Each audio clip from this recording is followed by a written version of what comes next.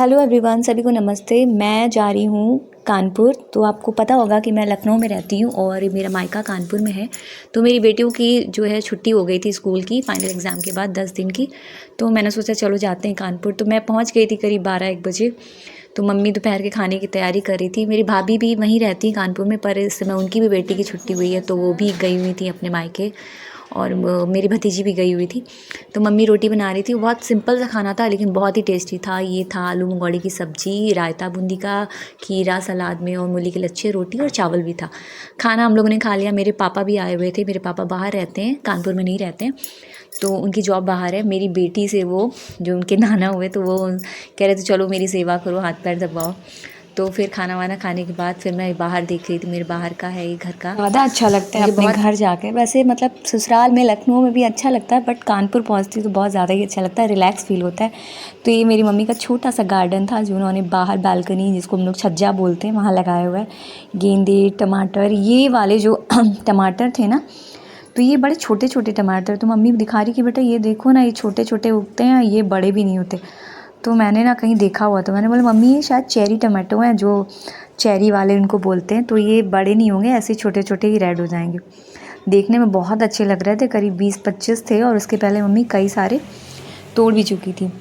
और कानपुर में आई हुई हूँ तो इसका एक और रीज़न भी है। मेरी जो कज़िन है, मेरी कज़िन सिस्टर, उसकी ना शादी है नेक्स्ट मंथ, अगले महीने। तो हम लोगों को शॉपिंग भी करनी थी। मुझे कानपुर में शॉपिंग बहुत अच्छी लगती। तो मैंने कहा आज दोपहर में ही जाती हूँ, क्योंकि हम लोग 4-5 दिन ही रुक रहे थे। तो मैं ई रिक्शे से जा रही थी शॉपिंग करने। एक दिन तो उसके साथ जाना था, मम्मी को भी जाना था। तो हम लोगों को कुछ कपड़े, बच्चों के कपड़े, मेकअप का सामान और पता नहीं क्या क्या जो सारा होता है, सारा चीज़ हम लोग को ख़रीदनी थी। तो हम लोग कानपुर में 2 ही जगह जाते, एक तो शीशा मऊ जो कानपुर के होंगे उनको पता होगा, और एक तो ये बड़ा चौराहा शिवालय। तो हम लोग पहुंच गए थे। ये करीब मतलब पहुंचने के बाद शॉपिंग करके वापस ही ऑलमोस्ट निकलना था। तो ये हो गया था शाम के 6-6:30 बजे। सामने जेड स्क्वायर है, बहुत अच्छा लगता है। फिर हम लोग पहले वहाँ जा कर के एक जो कॉस्मेटिक की शॉप थी वहाँ पहुँचे।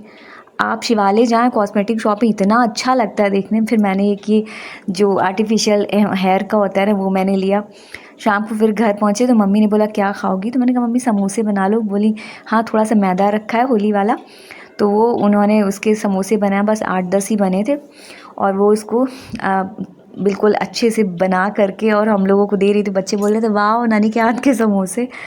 आप लोगों को अगर मेरा वीडियो अच्छा लगेगा तो प्लीज़ मेरे वीडियो को लाइक कीजिएगा, और चैनल पे नए होंगे अगर देख रहे होंगे तो प्लीज़ चैनल को सब्सक्राइब कीजिएगा। और कुछ कमी, कुछ गलतियाँ हैं तो आप वो मुझे बताइए, और कुछ पूछना चाहते हैं तो आप पूछ सकते हैं, कुछ सजेशन देना चाहते हैं तो बिल्कुल मुझे दे सकते हैं, मुझे अच्छा लगेगा। तो ये समोसे ऑलमोस्ट तैयार ही हो गए थे। तो ये धीमे धीमे आँच में बड़ा टाइम भी लगता है, लेकिन ये होता है कि जब घर के बन रहे हैं तो आप इसको चाहे 2-4 जो भी खाओ तो वो नुकसान नहीं करते। इसके साथ मम्मी ने बोला चाय, मैंने कहा नहीं चाय नहीं, हम लोग खाते हैं इसको चटनी के साथ। तो बस चटनी के साथ समोसे हम लोग ने खाए। फिर हो गई थी रात। उसके बाद मैं आराम से लेट कर फ्री होकर फ़ोन देख रही थी। और आपको मेरा वीडियो अच्छा लगा तो प्लीज़ लाइक करें। Thank you, bye bye.